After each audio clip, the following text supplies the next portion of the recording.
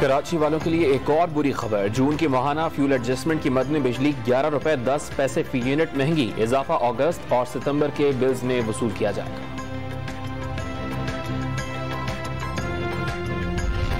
Peshawar high court ने असद कैसर के खिलाफ FIA इंक्वायरी अगली समात तक रोक दी। क्या पॉलिटिकल ऑर्डर 2002 के तहत FIA को कार्रवाई का इख्तियार है? क्या इलेक्शन कमीशन या हुकूमत ने FIA को कोई हिदायत जारी की? अदालत ने 6 सवालात का जवाब मांग लिया।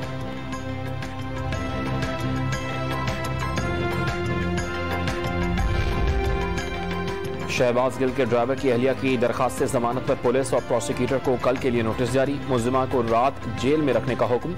शहबाज गिल के बिरादर निस्बती का 2 रोजा जिस्मानी रिमांड मंजूर। अदालत के हुक्म पर 10 माह की बच्ची को मां से मिलवाया गया।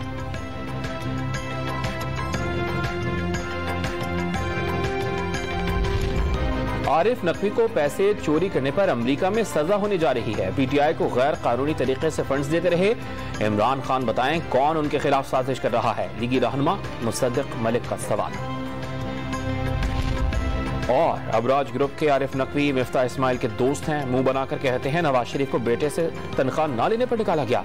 क्या आपको लगता है कौम बेवकूफ है? PTI रहनुमा फवाद चौधरी का लीगी बयानात पर रद्द-ए-अमल।